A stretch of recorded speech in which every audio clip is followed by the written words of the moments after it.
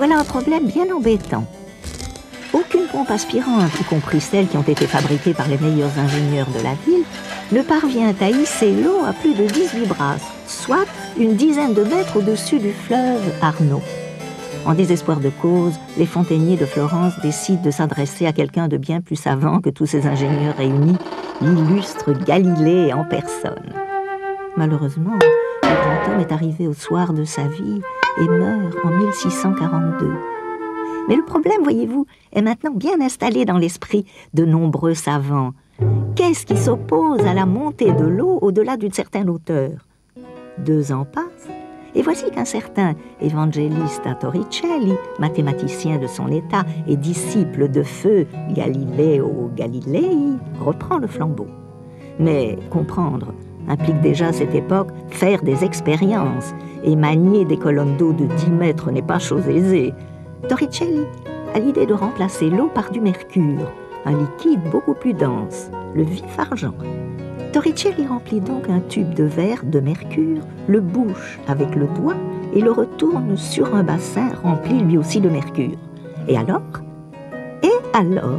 Torricelli observe que le mercure ne se vide pas dans le bassin et qu'il en reste toujours environ 76 cm dans le tube, et ce, quelle que soit la hauteur du tube. Il pense que c'est l'air qui fait pression sur le bassin et empêche le tube de se vider.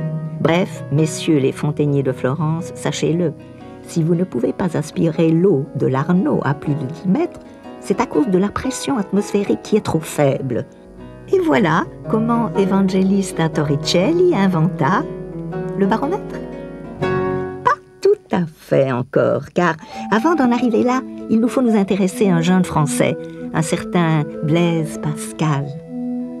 Dans ces années 1640, Pascal n'est pas encore un philosophe, mais un remarquable homme de science, doublé d'un infatigable expérimentateur. C'est un petit prodige qui, à 22 ans, a inventé une machine à calculer. Maintenant, cette expérience de Torricelli, dont on parle dans tous les cercles savants, lui suggère bien des interrogations. Il faut la confirmer. Il se met donc au travail.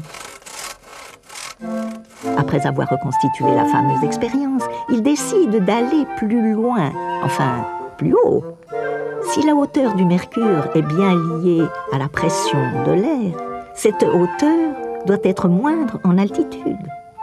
Mais où trouver un peu d'altitude quand on habite à Paris? Au sommet d'une tour? Oh non, pas la tour Eiffel, nous sommes au XVIIe siècle. Au sommet de la tour Saint-Jacques, oui, tout là-haut, à 52 mètres au-dessus de la chaussée. Une hauteur toutefois suffisante pour permettre à Pascal de vérifier que la pression atmosphérique varie avec l'altitude. Les résultats ne sont tout de même pas assez précis pour trancher une des questions les plus controversées de l'époque. L'air est-il pesant?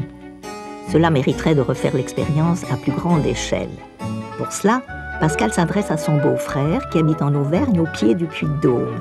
Celui-ci refait l'expérience à différentes altitudes le 19 septembre 1648. Les résultats sont convaincants. La hauteur du mercure diminue comme la hauteur de l'atmosphère à mesure que l'on monte en altitude. La pesanteur de l'air, comme on disait à l'époque, est démontrée. 30 ans plus tard, en 1676, l'Académie des sciences nommera le tube de Torricelli baromètre. Et ultime hommage à Pascal, on donnera plus tard son nom à l'unité de pression. Et c'est ainsi que les hommes disposèrent désormais d'un appareil pour mesurer la pression atmosphérique. De là à être capable de prévoir le temps qu'il fera demain, il n'y a qu'un pas, dirent les grenouilles.